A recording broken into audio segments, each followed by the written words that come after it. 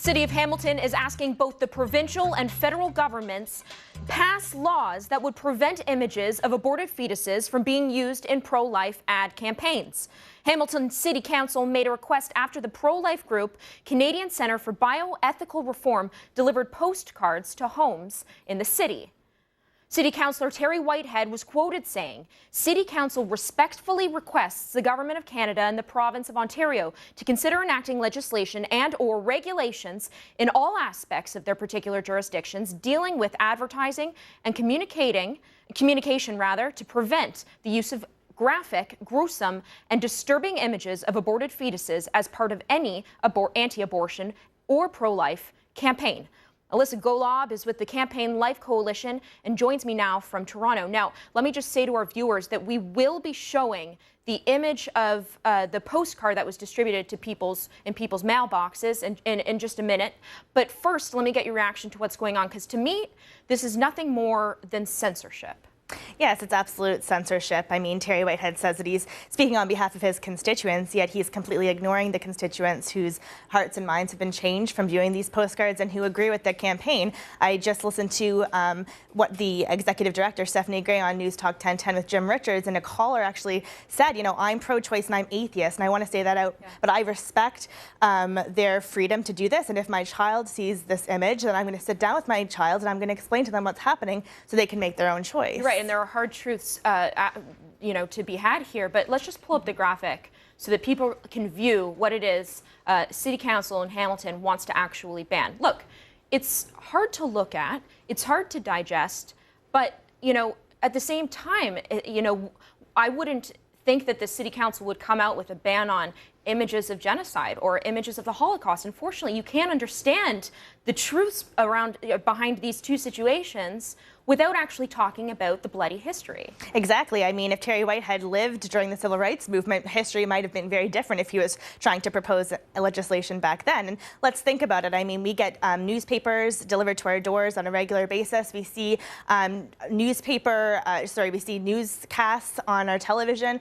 There, even right now with Israel and Hamas and with terrible things that are happening across the country, even with natural disasters like hurricanes, we see people buried in rubble. We see these gruesome things that are happening. Yet, nobody says anything about that. But yet, if they disagree with the message, with the pro-life message, then they try to censor as much as they can. You're right, because it actually goes back to the pro-life message. Terry Whitehead, this counselor, says that this isn't political, that this has nothing to do with his pro-choice stance or a pro-life stance for that matter, that it's just about banning these gruesome images, but it's not. It is political.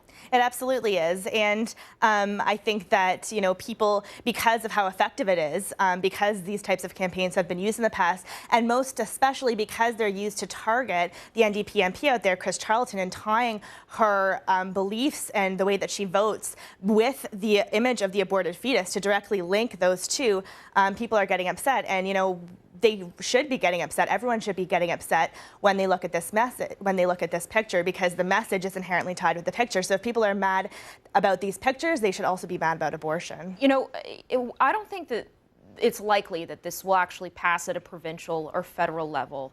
But again, this just goes back to a constant attempt to shut out pro-life voices in this country. What do you think? I think that's true, but I very much doubt that it would actually pass. I mean, it goes against the charter that says we have a freedom of expression. We've used these types of campaigns in the past with other human rights violations. So it would set a whole new precedent, change the course of our freedoms as a Canadians if it actually is passed. You're with Campaign Coalition, Life Coalition. Mm-hmm.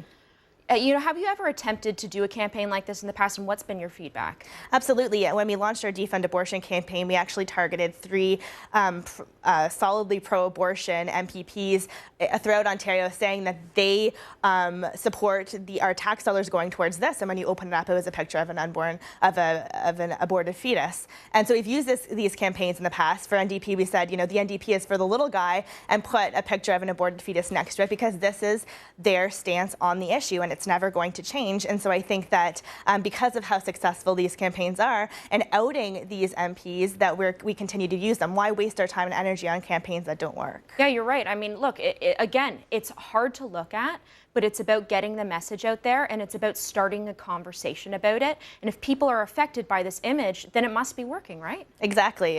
You know, we are paid very little for what we do, but we believe in the cause, and we only want to do campaigns that have the utmost effect on people and to saturate the community with the pro-life message. Now, very quickly, what has Hamilton done right now? Because I believe they've banned certain banners going across highways. They obviously can't ban these postcards at a municipal level, but what is it that they have been able to accomplish? Well, they postcard on a regular basis. They do something called choice chain, especially in front of high schools, depicting signs of aborted babies and asking the students what they think about abortion and getting into conversations that way. They have a banner project where they hold banners on the side of the road. So all these different types of projects is, again, saturating the community with what happens during an abortion to an unborn child and the pro-life message. Alyssa, that's all the time we have, but thank you so much for your time. Thank you for having me.